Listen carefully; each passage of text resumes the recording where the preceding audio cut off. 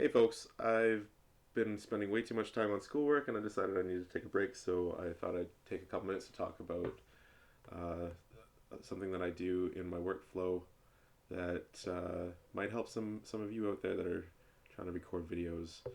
Um, so what I wanted to do is just make a little tutorial video.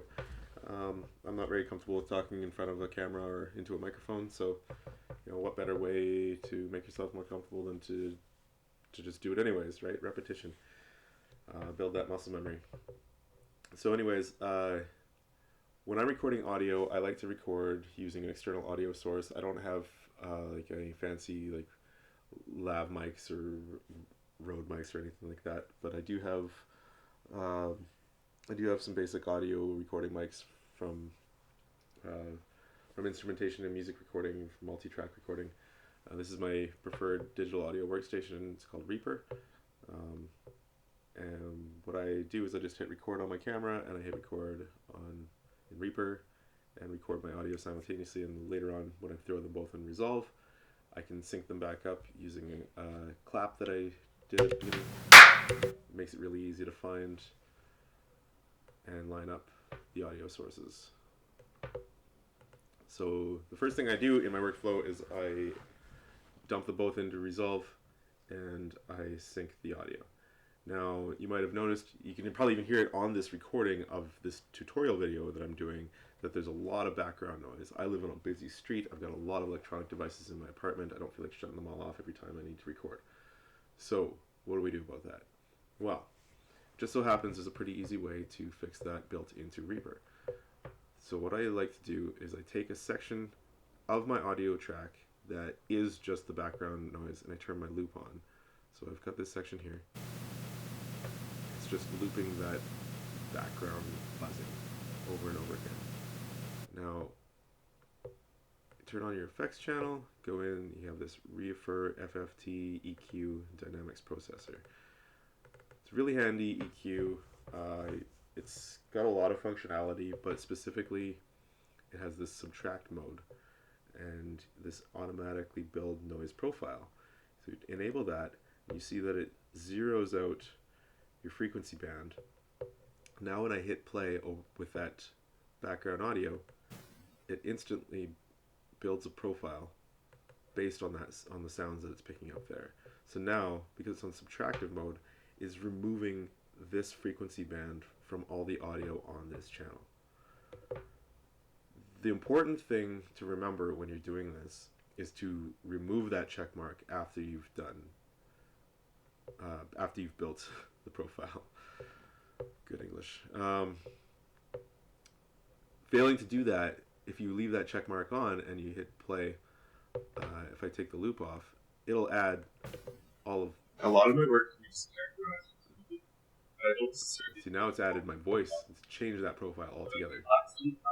And as I go further and further, it'll just take less and it'll have less and less of the waveform remaining. So, important to remember. Turn that off when you are done. Build the noise profile. Turn it automatically off. Alright, so now if you take a listen. A lot of my work could be just characterized as moody. So, now you have my audio without the background noise. Turn the filter off. A lot of my work could be just characterized as moody. Turn it back on. A lot of my work could be just characterized. Yeah, you can hear that I screwed up my word there. I might even edit that and take a little chunk out. But that's the basics of how I remove background noise. Now, I am currently using a omnidirectional condenser microphone for my audio. That's not a microphone I would typically use, but my unidirectional microphone I left at my buddy's place. That would help to eliminate a lot of that noise. The omnidirection picks up all the ambient audio in a room, including the background noise. So, unfortunately, the effect is exacerbated a fair bit by this microphone. But this should help in all recording situations, especially if you're finding that most of your audio has a lot of buzzing in it and you want to try to minimize that instead of trying to mask it with other things. Yeah, that about covers that topic.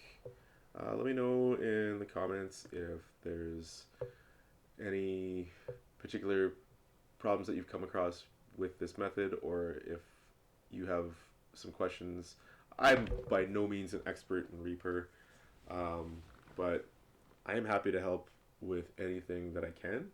And I find that teaching is the best way to learn something yourself. It reinforces your own knowledge. I'll be making more of these videos simply to get more comfortable with speaking in front of a microphone. I've been a performing artist for 25 years, and I still have a lot of trouble getting up and speaking in front of people. So this is kind of a little bit of a way for me to, I don't know, tackle that not fear, but uncomfortness. I don't know. It's clearly coming through now in this post ramble.